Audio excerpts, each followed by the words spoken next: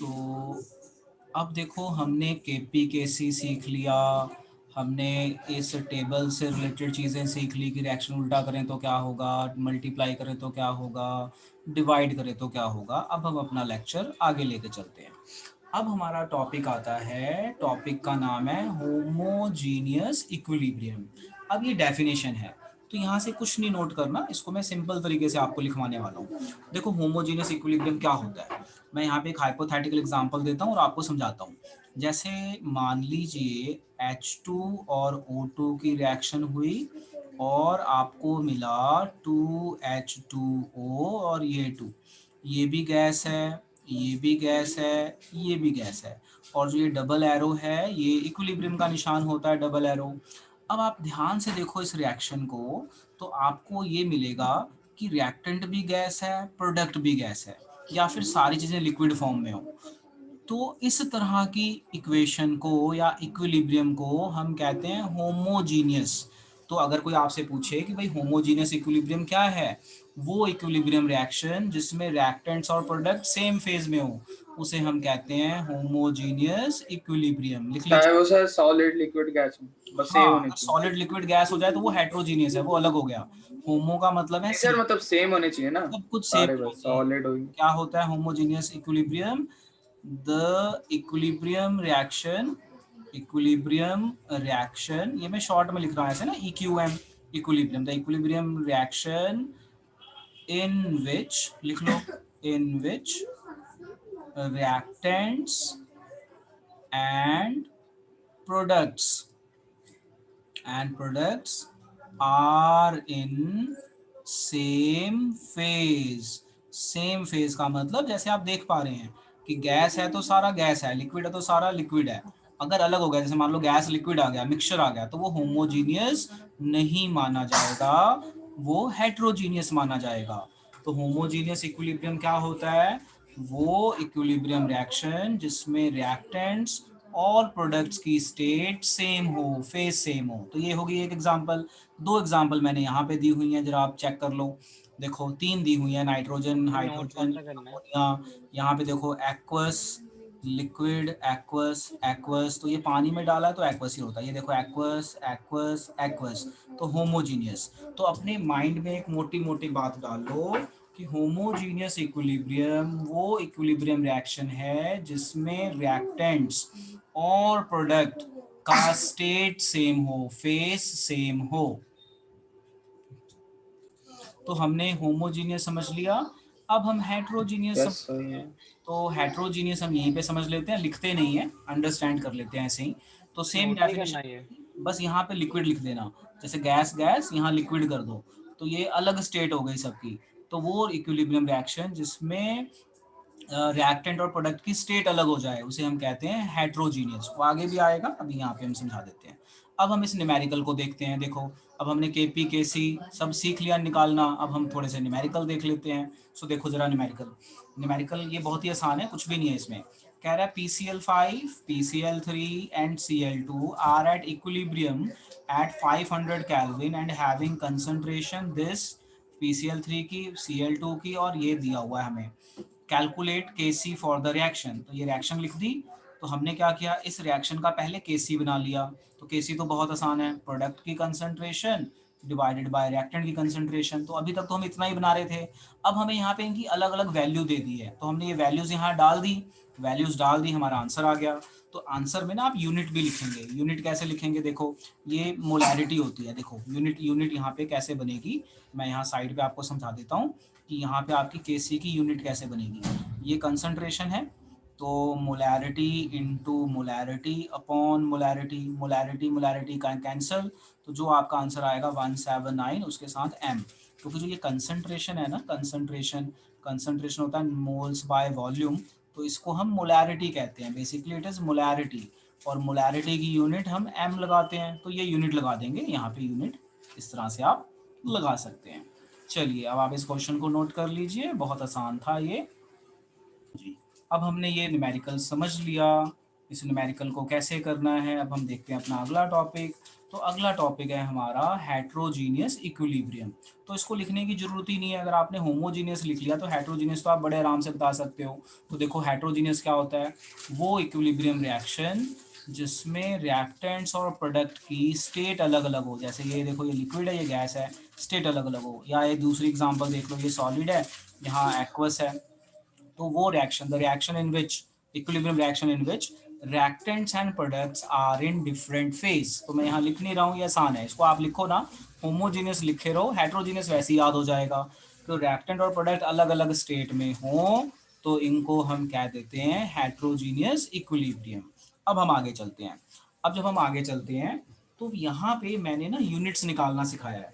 क्या यूनिट्स निकालने सिखाए हैं, तो अभी अभी मैं आपको सिखा के आ रहा हूँ कि जो हमारा केसी होता है, केसी, केसी में हम ना कंसंट्रेशन यूज करते हैं। एक मैं एग्जांपल समझा देता हूँ, देखो जैसे ए चेंजेस टू टू बी मान लो। अब मैंने बोला इस रिएक्शन का केसी लिखो, तो केसी क्या आएगा, कंसंट्रेशन ऑफ बी की पावर टू कंसंट्रेशन ऑफ ए। अब यहाँ पे मोलैरिटी है ये, तो यहाँ पे मोलैरिटी का स्केयर और ये भी मोलैरिटी है, तो मोलैरिटी मोलैरिटी कैंसर, तो आपकी यूनिट आ गई एम। नहीं आ रही है। यहाँ पे ये यूनिट आ गई, मतलब मैं आपको यूनिट निकालना सिखा रहा हूँ। अब यूनिट आप कैसे निकालेंगे। अब मान लो यही चीज़ आपकी प्रेशर की फॉर्म में आ जाए, तो प्रेशर की फॉर्म में ना हम पास्कल ले लेते हैं या एटमॉस्फेयर यूनिट ले लेंगे। मान लो यही इक्वेशन को हम गैस बना देते हैं, ए चेंजेस टू टू बी। अब मैंने बोला इसका के पी लिखो, तो ये सारा गैस है मान लेते हैं, तो के पी कैसे आएगा, पी बी की पावर टू और पी ए की पावर वन। तो अब प्रेशर की यूनिट हम लेंगे एटमॉस्फेयर, ए टी एम, इसका स्केयर हो जाएगा और नीचे आ गया ए टी एम। तो ए टी एम कट गया, तो यहाँ पे हमारी यूनिट आ गई एटमॉस्फेयर। तो यहाँ पे मैं सिर्फ आपको ये बता रहा हूँ कि हम यूनिट्स कैसे निकालेंगे, बस और कुछ भी नहीं। क्योंकि जब हम न्यूमेरिकल करेंगे तो हमें वहाँ पे यूनिट्स लिखनी पड़ेगी ना। तो यूनिट्स कैसे लेनी है, अगर आप केसी निकाल रहे हो तो मोलैरिटी है यूनिट, और अगर आप प्रेशर की टर्म में निकाल रहे हो तो एटमॉस्फेयर निकाल लो, पास्कल निकाल लो, तो ज़्यादातर एटमॉस्फेयर यूज़ करते हैं। अब देखो जैसे यहाँ पे equilibrium constant Kp in terms of pressure of a substance may be written as, तो एक रिएक्शन लिखी, इसका Kp लिखा। अब Kp में प्रेशर दो बार है, नीचे एक बार है, तो atmosphere into atmosphere divided by atmosphere, तो एटमॉस्फेयर एटमॉस्फेयर कट गया, ये आंसर आ गया एक एटमॉस्फेयर। इसी तरह यहाँ पे atmosphere atmosphere atmosphere atmosphere atmosphere cut गया, एक यूनिट आ गई। यहाँ पे देखो एटमॉस्फेयर एटमॉस्फेयर और नीचे भी स्केयर है, तो ये दोनों कट गया, नो यूनिट। तो अगर पूरा कट जाए तो नो यूनिट। अच्छा अगला देखो एटमॉस्फेयर एटमॉस्फेयर एटमॉस्फेयर एटमॉस्फेयर, ये सारा कट गया, नो यूनिट। तो इसे नोट कर लो, नोट करके डन बोलो। तो यहाँ पे सिर्फ ये बताया गया है, ओके आप सर। न्यूमेरिकल करेंगे तो न्यूमेरिकल करते हुए आपको यूनिट्स लिखने की जरूरत पड़ेगी, तो आप यूनिट्स कैसे लिखेंगे, बस ये चीज़ बताई गई है। चलो इसे नोट कर लो। चलो बेटा, अब हमने ये सारी चीज़ें सीख ली, यूनिट सीख ली, केपी निकालना सीख लिया, केसी निकालना सीख लिया, कुछ हमने सिंपल से न्यूमेरिकल देख लिए। अब हम कुछ डिफ़िकल्ट न्यूमेरिकल देख लेते हैं। अब देखो यहाँ पे ये न्यूमेरिकल है। अब ये न्यूमेरिकल कराने से पहले मैं आपको फटाफट कुछ रिकॉल करा दूं, क्योंकि हमें न्यूमेरिकल करने के लिए कुछ चीज़ें चाहिए होंगी। देखो जो ये ब्रैकेट है, ब्रैकेट का मतलब होता है कंसंट्रेशन, और कंसंट्रेशन का मतलब होता है मोल्स अपॉन वॉल्यूम। तो अब आप ये याद रखना कि जब भी आप न्यूमेरिकल करोगे ना, तो कई बार आपको मोल्स नहीं दिए होते, तो मोल्स निकाल के उसको वॉल्यूम से डिवाइड कर दो तो कंसंट्रेशन आ जाएगा, और इसकी यूनिट मोलैरिटी होती है, तो आपको पता चली गया मोल पर लीटर। अब हम अपना न्यूमेरिकल देखते हैं क्या कहता है। कहता है an equilibrium system for reaction between hydrogen and iodine. कह रहा है हाइड्रोजन और आयोडीन की रिएक्शन हुई, ये रहा हाइड्रोजन ये रहा आयोडीन, 2Hi बन गया, okay. To give hydrogen iodide at 670 kelvin in 5 litre flask, मतलब आपको वॉल्यूम दे दिया 5 लीटर। तो मैं यहाँ साइड में लिख देता हूँ कि हमें वॉल्यूम दे दिया है 5 लीटर। तो देखो वॉल्यूम मोल से डिवाइड कर दोगे तो कंसंट्रेशन बन जाएगी। आगे चलते हैं, 5 litre flask and contain 0.4 mole of hydrogen, तो ये लो जी 0.4 मोल ऑफ हाइड्रोजन एंड अपना 0.4 mole of iodine, 0.4 mole of iodine भी है, and 2.4 mole of hydrogen iodide, calculate equilibrium constant. अब देखो ये क्वेश्चन है यहाँ पे, अब हमें तो मोल्स चाहिए। अगर आप रिएक्शन देखो ध्यान से, तो रिएक्शन में आपको दिया हुआ है H2 plus I2 give, double arrow लगा देते हैं हम यहाँ पे, गिव 2HI। अब आप ध्यान से पढ़ो तो हाइड्रोजन के हमें मोल दिए हुए हैं 0.4 मोल, आयोडीन के भी 0.4 मोल दिए हुए हैं, ये मोल दिए हुए हैं, मोल मोल, और HI के हमें मोल दिए हुए हैं 2.4 मोल, ठीक है, 2.4 मोल। अब हमारी प्रॉब्लम है कि हमें तो कंसंट्रेशन चाहिए, हमें मोल थोड़ी चाहिए। तो कंसेंट और वॉल्यूम हमें दिया हुआ है 5 लीटर, यानी इन सबको एक ही कंटेनर में डाला हुआ है ना, जिसका वॉल्यूम 5 लीटर है, तो बस हो गया, हमारा आंसर आ गया। तो हमारी कंसंट्रेशन कैसे निकलेगी? कंसंट्रेशन होती है मोल्स अपॉन वॉल्यूम। तो मोल्स दिए हुए हैं आपको, वॉल्यूम सबका कॉमन है क्योंकि एक ही कंटेनर में है 5 लीटर, तो बस निकल जाएंगे। देखो यही किया, हाइड्रोजन के मोल्स निकाले, निकाले इन्होंने हाइड्रोजन के मोल्स कैसे, 0.4 डिवाइडेड बाय 5, ये आ गया। आयोडीन के मोल निकाल लिए यही, 0.5 डिवाइडेड बाय 5। N2 के निकाल दिए यही, और केसी के फॉर्मूले में लगा दिया, हमारा जो केसी का फॉर्मूला था ये केसी बना, बस इसमें पुट कर दिया, पुट कर दिया और सॉल्व कर दिया। तो ये थोड़ा सा न्यूमेरिकल का लेवल यहाँ पे बढ़ाया गया। चलो अब आप इसे नोट कर लो और डन बोलो मुझे। अब देखो, अब हमने 2-3 न्यूमेरिकल भी कर लिए, अब हम थोड़ा सा एप्लीकेशन पढ़ लेते हैं कि जो हमने केसी निकालना सीखा है इसकी एप्लीकेशन क्या है। तो देखो क्या है application. So there are 5 applications जो मैं आपको यहाँ पे बताने वाला हूँ, और फिर इन एप्लीकेशन को एक शॉर्ट में छोटा सा बता देंगे। तो देखो सबसे पहली application, equilibrium constant is sir हम नोट कर लें साथ साथ ही।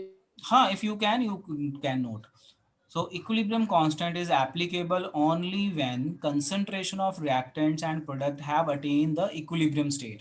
मतलब क्या कह रहा है कि Kc जब ही बोला जाएगा जब लिक्विड, जब इक्विलिब्रियम आ जाए। मान लो आपने रिएक्शन शुरू की, इक्विलिब्रियम नहीं आया, तो आप Kc नहीं निकाल सकते। तो ये कह रहा है कि एप्लीकेशन क्या है, पहली कि इक्विलिब्रियम कांस्टेंट इज एप्लीकेबल, मतलब केसी जब ही एप्लीकेबल है जब इक्विलिब्रियम बन जाए, इक्विलिब्रियम नहीं बना तो नहीं होगा।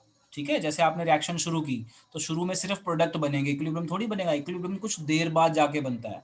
तो कह रहा है कि केसी तभी वैलिड होगा जब रिएक्शन में इक्विलिब्रियम हो, अगर इक्विलिब्रियम नहीं हुआ तो केसी वैलिड नहीं है। Number 2, the value of equilibrium constant is independent of initial concentration. तो ये आपने याद रखना है कि जो केसी है ना, केसी इस पे डिपेंड नहीं करता कि रिएक्टेंट कितने हैं, प्रोडक्ट कितने हैं। तो वो कभी भी हो सकता है, वो कम प्रोडक्ट में भी हो सकता है, ज़्यादा प्रोडक्ट में भी हो सकता है, वो डिपेंड करता है नेचर ऑफ रिएक्शन पे। तो आपने ध्यान रखना है, the value of equilibrium constant is independent of initial concentration of reactant and product. मतलब इक्विलिब्रियम अटेन होने का कोई फिक्स क्राइटेरिया नहीं है, वो रिएक्शन के नेचर पे डिपेंड करता है। कई बार देखा गया कि प्रोडक्ट ज़्यादा होता है, रिएक्टेंट कम होते हैं, इक्विलिब्रियम बन जाता है। कई बार देखा गया कि रिएक्टेंट ज़्यादा होता है, प्रोडक्ट कम होता है, इक्विलिब्रियम बन जाता है। और कई बार देखा गया कि दोनों बराबर होते हैं, फिर जाके इक्विलिब्रियम बनता है। तो इसका कोई फिक्स क्राइटेरिया नहीं है, तो ये कह रहा है कि उस पर डिपेंड नहीं करता। नंबर 3, अच्छा ये याद ही रखना है, कुछ खास नहीं है इसमें। Number 3, equilibrium constant is temperature dependent. अच्छा, इक्विलिब्रियम कांस्टेंट जो है कह रहे हैं टेम्परेचर डिपेंडेंट है, मतलब टेम्परेचर बढ़ाओगे तो प्रोडक्ट बढ़ जाएंगे, घटाओगे टेम्परेचर तो रिएक्शन के ऊपर फर्क पड़ता है टेम्परेचर से, तो केसी पे भी फर्क पड़ेगा। So equilibrium constant is temperature dependent, having one unique value for a particular reaction represented by a balance equation at given temperature। क्योंकि टेम्परेचर बढ़ाने से रिएक्शन की रेट बढ़ जाती है। अच्छा, तो ये कुछ खास पॉइंट नहीं है, जस्ट इनको ध्यान रखो। The equilibrium constant for reverse reaction is equal to inverse reaction. तो हमने पढ़ ही लिया कि अगर हम रिएक्शन को रिवर्स कर दें तो जो केसी होगा वो उल्टा कर देंगे, तो वो हमें कोई प्रॉब्लम ही नहीं है। आगे चलते हैं। Fifth point, the equilibrium constant K for reaction is related to equilibrium constant for corresponding reaction whose equation is obtained by multiplying or dividing the equation with original by a small integer। तो यहाँ पे ना यही बता रहा है, जैसे हमने पीछे एक टेबल पढ़ा था, अगर आप ये टेबल देखो, यहाँ पे हमने एक टेबल पढ़ा था, ये रहा हमारा टेबल, ये टेबल। इस टेबल में हमने यही तो पढ़ा था कि भाई रिएक्शन का मान लो ये के है, इसको उल्टा कर देंगे तो जो के होगा उसको उल्टा कर दो, और इसको अगर आप मल्टीप्लाई कर दोगे तो स्केयर हो जाएगा। तो ये इसी का कॉम्बिनेशन बता रहा है हमारा यहाँ फिफ्थ स्टेप में, यही बता रहा है। तो अभी तक जो हमने एप्लीकेशन पढ़ी, तो जो हमने पीछे पढ़ी थी वही सारी आगे आ गई। अब क्या कहता है, let us consider application of equilibrium constant 2। तो ये जो हम पढ़ रहे थे ये था एप्लीकेशन ऑफ इक्विलिब्रियम कांस्टेंट। तो ये एप्लीकेशन ही थी जो आपने ध्यान में रखनी है, जो आपके थ्योरेटिकल क्वेश्चंस करने में काफी हेल्प करेगी। अब जो हमने पढ़ा है उन सबको एक सम अप कर देते हैं। तो सम अप में इसकी 3 चीजें बनी, क्या बनी, predict the extent of reaction on the basis of magnitude. जैसे इसका मैं मतलब समझाता हूँ, ये वाला पॉइंट बहुत इंपॉर्टेंट है, आप इसे जरूर नोट कर लेना, ये बहुत इंपॉर्टेंट है। तो मतलब लेटर्स को हम इरेज कर देते हैं, मेन करते हैं applications. Applications of equilibrium constant, ठीक है। तो एप्लीकेशंस क्या है, ये देखिए क्या है एप्लीकेशन, मैं यहाँ पे लिखता हूँ। पहली एप्लीकेशन इक्विलिब्रियम कांस्टेंट आपका होता है केसी। तो predict the extent of reaction on the basis of magnitude. जैसे मान लो केसी है, आपने कोई रिएक्शन की, उसमें आपने केसी निकाला, तो आपका केसी 330 आया, किसी का, किसी रिएक्शन का केसी 20 आया। तो केसी ज्यादा आने का मतलब क्या है, हमें पता है केसी होता है concentration of product upon concentration of reactant. तो अगर केसी ज्यादा आया है तो इसका मतलब है प्रोडक्ट ज्यादा बने होंगे। जरा मैथमेटिकली समझना कि मैग्नीट्यूड, पहले पॉइंट का मतलब है कि हम केसी की वैल्यू देख के ये बता सकते हैं कि क्या मैग्नीट्यूड रहा होगा। तो अगर केसी की वैल्यू ज्यादा है, जैसे मान लो दो रिएक्शन की, एक रिएक्शन का केसी 20, एक का 30 है, तो जिसका ज्यादा है इसका मतलब उसमें प्रोडक्ट ज्यादा रहे होंगे, तभी केसी की वैल्यू ज्यादा आई है। तो मेरी बात समझ गए ना, हाइपोथेटिकली समझा रहा हूँ, समझ गए, बोलो। तो पहले पॉइंट का मतलब ये है कि यस सर। किसी रिएक्शन की केसी ज्यादा है, इसका मतलब प्रोडक्ट ज्यादा थे, और केसी कम है तो इसका मतलब प्रोडक्ट कम था, रिएक्टेंट ज्यादा थे।